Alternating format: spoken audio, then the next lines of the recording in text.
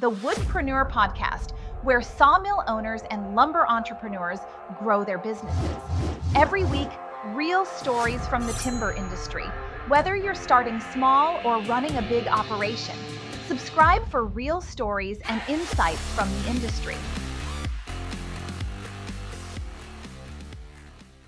Hi, welcome back to a new episode of the Woodpreneur Podcast, and I'm your new host, Jennifer Alger.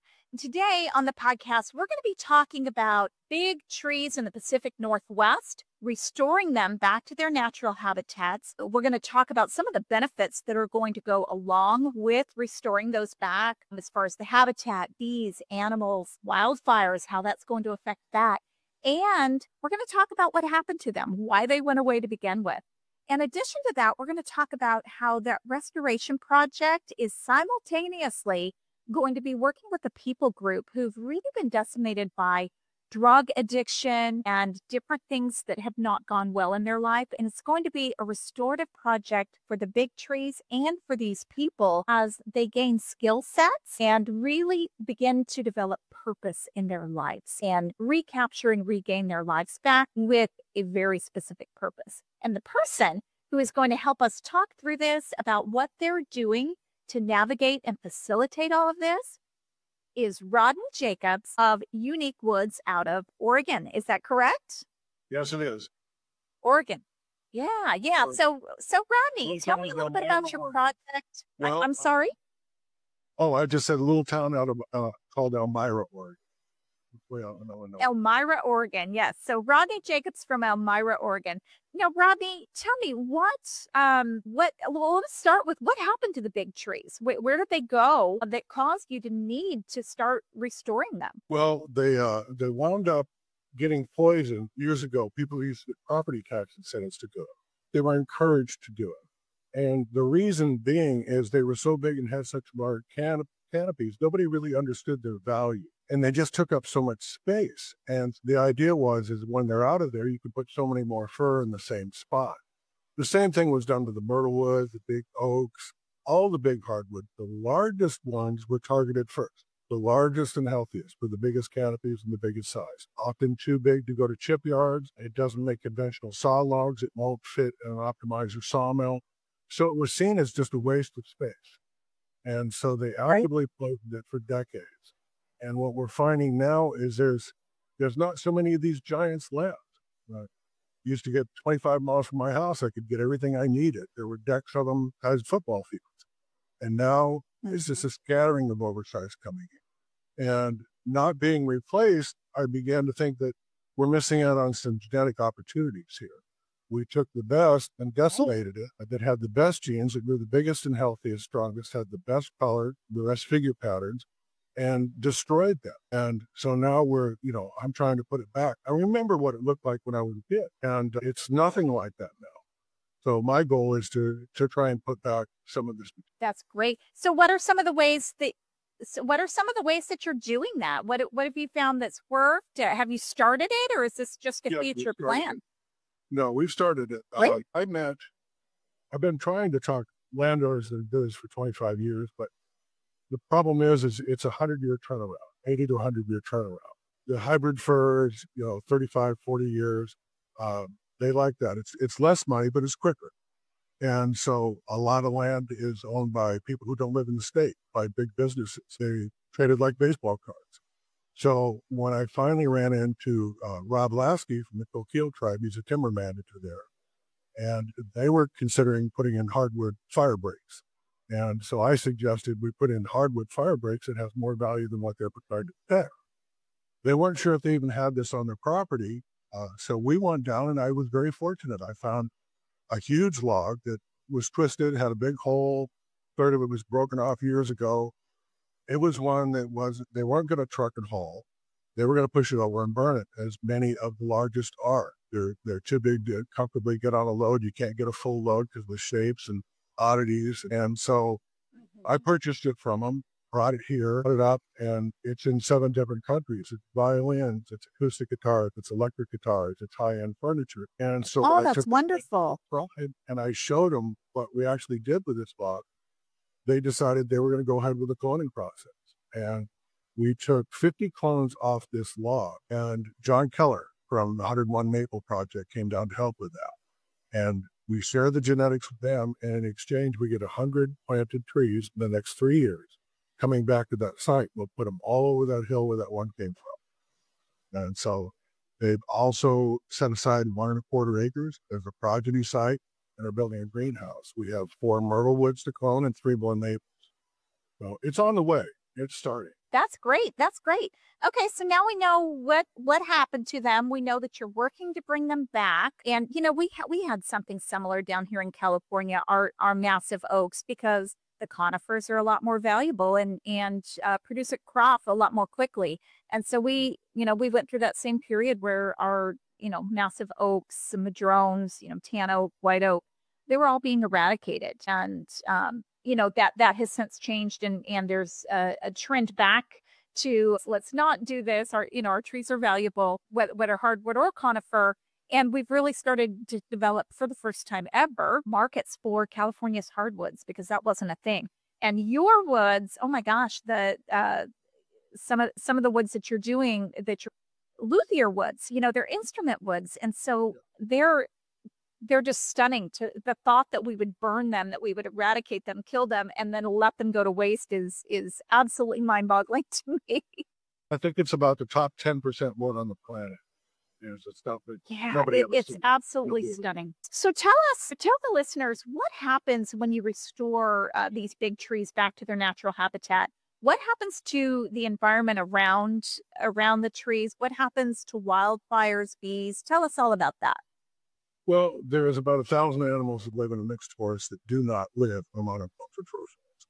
There's lots of green brush. There's moss lichens that come back. Maple is an early pollen producer for bees. And so it's kind of essential to the wild bee population. Between the ferns and the moss and everything else that goes up around them, it eats 80% more carbon out of the air than the fir forest does. It neutralizes, and it's a nitrogen fixer and a pH neutralizer. Helps clean up the water. There's really no downside to it. And it's worth a great deal more than the fir. The thing is you just have to wait longer for the turnaround. Since we've gotten rid of it, we can't do a selective harvest of something that's not there. So we have to replace it first. And so that's been the hard sell. With the Indians doing the multi-generational, the Coquille Tribe in particular, it takes 7 generations ahead. In 2 generations, they're going to be doing really well with it. So it was kind of a no-brainer to adopt that. And I think that same philosophy goes with all the tribes. But just the fact that if we just put all the hardwood back where we poisoned it in the basins and ravines, and we're only talking less than 7% of the ground. It's just right around the fringe areas where you can still plant fir, but hardwood would grow better. If we stuck those back in those places, we could shut down a lot of the big fires and give a chance for firefighters to draw a line when the fire slows down. And that is one of the Can you explain to the listener why these hardwoods would slow a fire down where the Doug fir may not? What would be the difference there? They have a much wider canopy and a much higher ignition point. I was recently, a couple of years ago, I went to Scotts Mills after the big fire up there. And I was looking at a charred fir stump 25 feet from a living maple. The backside of maple was black, the front side was living. And it was alive. And as I looked down the hill, there was literally a black line on the road, on the whole hillside. It had eaten up all the small fir, and then it reached the maple, and the maple being further apart, spreading with a giant canopy, higher ignition point, slowed it down. It just changed direction. And so that whole parcel of fir on the other side of the hardwood was saved. It's the only parcel left out there that was saved. It's a small hill, but it just chose the easier path. And so it chose the easier path. Yeah, but it slows it down. Okay, yeah, it's a fire. The bottom of the hill is where they need it to slow down before it gets up the other hill, or it starts getting, getting speed. As soon as it starts going uphill, it's very difficult to stop. Yeah. So bringing back the natural habitat, or bringing back the natural trees and the diverse species that grew natively in that area, the indigenous trees, you're improving the environment, the habitat for the animals. You're bringing bees back, bringing the bee population back as it's an early pollinator, and you're literally reducing wildfire. Wow. That's some very forward thinking. Nature designed it originally, and I'm just trying to take it back to what it used to be. Put it back to the way it was created. Yes, initially. Yeah, absolutely. You had mentioned the Coquille Tribe. You're working with them. Tell us a little bit more about that, why you're working with them, how that partnership began, and where you see it going and how you see it benefiting the tribe. Well, it began simply by wanting to advise them on when they decided to do the hardwood fire break. That was recommended to them as somebody who might be able to find them some decent pieces or give them some advice about it. And it was very short into the drive with Rob Lasky, and he has a lot of experience in the forest. And they know what a lot of problems are, but they hadn't given, since most of the music wood in the world is bought from pulp yards, and that's actually led to the poisoning of millions of trees because the landowner doesn't see any benefit. It's cost him money to get rid of it. And so these giant trees, pulp is never a profitable thing. They're very difficult to deal with, and they're very expensive to deal with. Now, Rob, he loved the idea right away, and we formed kind of a kinship, and he pushed for this, and he's been a really good advocate of this. And the whole idea, and I've met with Robin and John from the tribe too. I've been in tribal council and met with them, and they've been up here. And they're all great people. They're progressive thinking. But the idea is that they would do their own hardwood milling instead of sending it to me. Eventually, the idea would be to and John's Morgan Hardwoods, great guy, great to work with, that they would do it themselves and create jobs as a result of it. Many of these large logs that never see the light of day because they're just too big and ugly to deal with have the highest quality figure. Those are the ones that they could literally make money manufacturing items, pepper mills, breadboards, high-end material, until their skill set got to the point to where they could build furniture and guitars themselves.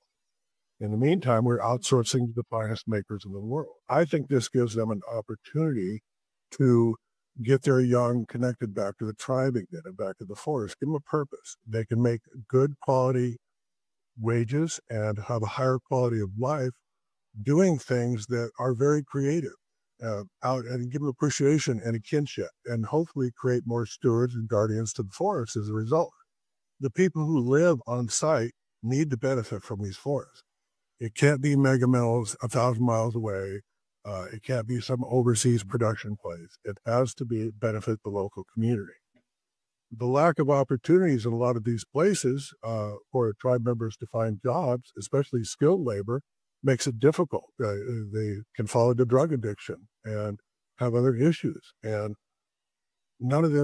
all this can be subjugated to some point. We can really assist with trying to get them on board with this and get their youth behind it. This is a long game. And, I'm 68. Absolutely. So I need to get their kids and their grandchildren involved, and then their grandchildren, and keep it a heritage sort of thing.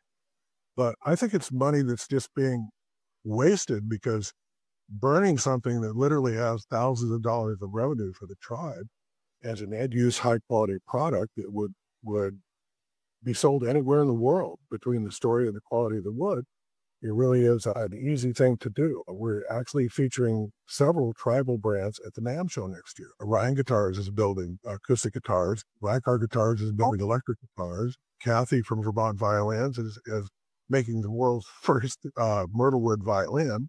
And she went to the World Show in Italy with a myrtlewood viola and a maple violin from the tribe, and it was very well received. Seth Kimball's making bass violin. So we've got a lot of people, even in Britain and Israel and Italy and Switzerland, all interested in what's going on. It's a worldwide brand. It's not a local brand. There isn't, it's never going to be a mass production thing, but it'll create skilled labor jobs that are easy for the tribe to adapt to. Right. Skilled local labor for the local community with product that's coming out of the local community. I think I heard you say milled by the local community, manufactured, right? As much as they can do on site. And and then eventually they can adapt to do more high-end work. But in the meantime, we'll include high-end makers from all over the world to assist with that. But I think That's wonderful.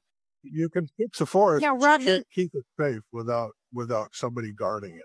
And the people who live there are the obvious choices. absolutely. They're the ones vested in it. Yep. Yeah. Now, Rodney, you have a sawmill and a sawmill production now. That's how you're milling these downed giants, these giant maples and what have you. What are some of the process? Well, what equipment do you use, and what are some of the processes that you use to turn this into valuable luthier wood? Well, surprisingly enough, about probably 80 to 90% of the wood I buy has a hole in it.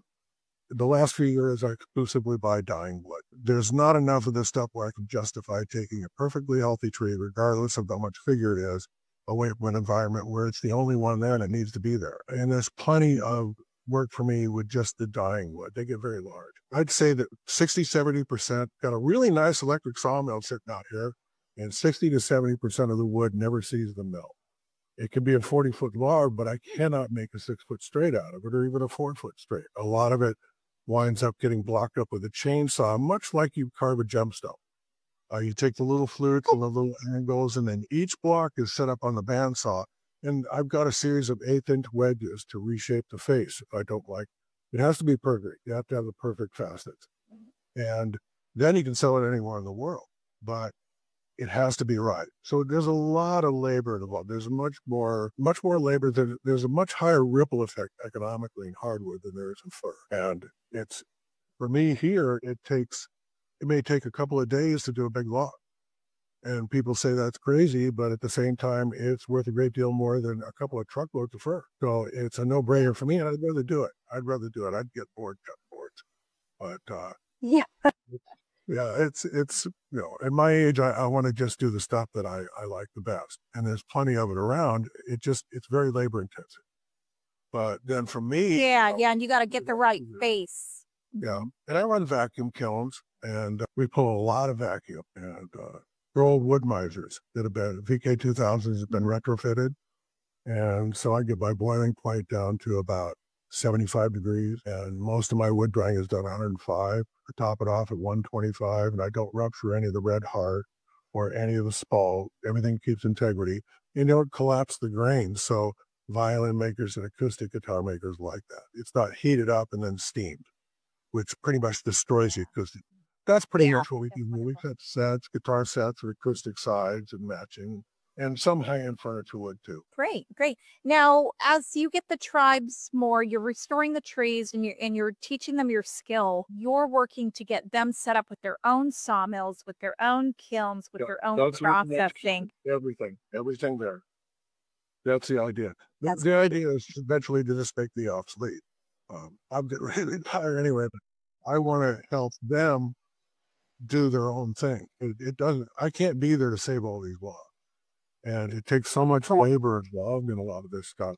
If I can get it started, I'll feel real good about this. And so I offer my services to any tribe free of charge. I'll advise them, do whatever I need to do. As long as they're involved in the restoration project, we're good. Yeah. I could see you transitioning in retirement into being a consultant and sharing your wisdom and training to all these multiple tribes. That would be a very rewarding future, I would think, for you. Yeah, well, it would. And I love being in the woods. I love the environment where the big hardwood is at. The oxygen levels are higher. The birds are everywhere. Butterflies are everywhere. You hear animals everywhere. It's like Jurassic Park. It's a much more serene environment for me. It just makes me happy. There's waterfalls and creeks everywhere. And it'd be a great way to spend the rest of my life, is wandering around looking at beautiful waterfalls, creeks, and giant trees. And knowing that because I found that giant tree, there's going to be several hundred more. And then somebody's grandchild is going to be walking up and see another giant tree in the future.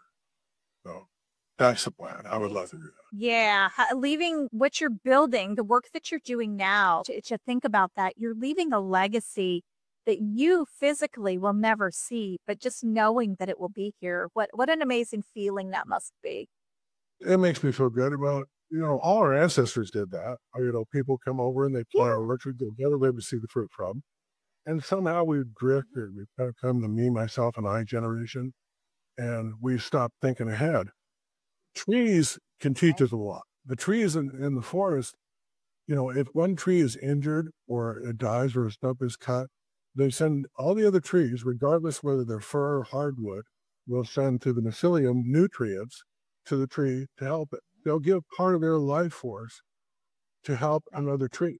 A fir will help a maple helps a fir. It doesn't matter. They help each other. They realize that diversity is their strength. It's not their weakness. And they seem to have empathy for each other. And so that is where healthy forest comes from. It wants to be diverse. It wants to have variety, and it thrives with it. They all do. And so we can learn a lot from there. Yes, absolutely. What a powerful statement. Diversity. They realize that diversity is their strength, not their weakness. It's just a natural way, and it should be the natural way for all of us and everything. You care about your kids. Why wouldn't you care about your great-grandkids? Just because they're not born doesn't mean you don't care about them. Just because you don't get to see them. Right. I won't get to see this, obviously, but, I would be much happier going to my grave knowing that I had something to do with doing this. I don't want to be part of the problem anymore. I don't want to leave this planet worse off because I was here. And I don't want my last moments to be thinking about what if I pushed a little harder, would I have gotten this done? So I'm just giving it all now. We'll just do what we can now. Oh, I love that. I don't want to. I love that. It reminds me, last week I was at my dad's and he's walking me through his walnut nursery, and he's got his bastones and his English and his black, and then he's spreading them out and he's growing them, and he's got this. He's showing me these trees, and he's and the bastones growing much more rapidly than the other trees, and he's explaining why, and he's explaining how he's pruning them not quite like they would be in nature, so that they'll grow and be these beautiful trees, but also when they come to the end of their life, they'll have the highest lumber value because of the way they grew. And I'm thinking, and I'm like, and he goes, well, I know I won't be alive, but your grandkids will get to see it, or your grandkids. And I'm like, wow, that's, reminds me of what you're working on. Yeah, you got to look inside the bigger picture. It's beyond me. It's more important than I am. So, that's why we just found a log recently. It's heavily figured. It's dying. It's got a big hole, but it's over 5 feet at 18 feet, and it's 32 feet in the air. It's got over 1,000 feet just in the stem of one maple. You could do an entire kitchen out of one log, and those are the kinds of things that I want to bring back. Those are the ones we're finding. We're finding, myrtle woods 6 feet in diameter. Maple still 6 and 7 feet, and they'll all have defects by that time, but who cares? The best part's still there. Yeah. They're like old people. Everybody stares at what's missing, and it's like, look at what's left. What's left is the best part. What's missing isn't the part. So, and they have a story to tell. And the defects may not work for the luthier world, for the guitar world or music world, but those will be just the perfect character for some other application. And so just because it doesn't work for one, I love that. So Rodney, this is the part of the podcast where I ask you if there is anything that either I or anyone in the Woodpreneur community could help you with to accomplish your mission. What can we do to help you? Is there any marketing assistance? Yeah, marketing helps. Anything. I'm not really a computer guy. I'm a wood guy. And so marketing helps getting the point out. Hopefully in the NAM show, we can have some presentation from the Indians there. Anybody who spreads the word. It's important that everybody know where their wood comes from. Start asking questions, because if you don't know, you're probably part of the problem. And so that's really it, is getting the story out. And now I'm working with Nathan from, let me make sure I got this wrong, Tribal Timber Council, Intertribal Timber Council. And it's Micah for the Intertribal Timber Council. And we just started talking to him, and he's talking to all the tribes. And hopefully we can get invested in that. Him and Jordan Zettel have been very helpful. So we want to get this out, but it's going to take more than me. Obviously, it's going to take people helping to train tribes in Oregon and Washington, people on the ground, but just taking a vested interest. And if you have the opportunity to buy something from a landowner, give a fair price for it. Give a reasonable price for it. Let them know what the value really is. Give them incentive, a reason not to get rid of it, So that's about it. The marketing is a big part of it, but getting the story out is the biggest part of all. Yeah. People know yeah. Well, their choices influence everything that happens. Yeah, absolutely. Well, one of the ways that we're going to help get that story out is through this podcast. So you can definitely encourage everyone to listen to it and get it more ratings, because the message is so important to get it out there. The other thing, are you on Instagram, Facebook? Instagram, Unique Woods NW. Unique Woods NW on Instagram. Okay, so everybody go follow Rodney, Unique Woods NW on Instagram. Like and share. You can follow his story, follow his progress as he works with the Coquille Tribe and then translates that into all the other tribes. I think you said you were going to start working with Hoopa and some other, maybe cow. I hope to. I haven't talked to them yet, but we're hoping to. And I understand they're doing okay, great. Project, and yeah, oak restoration project.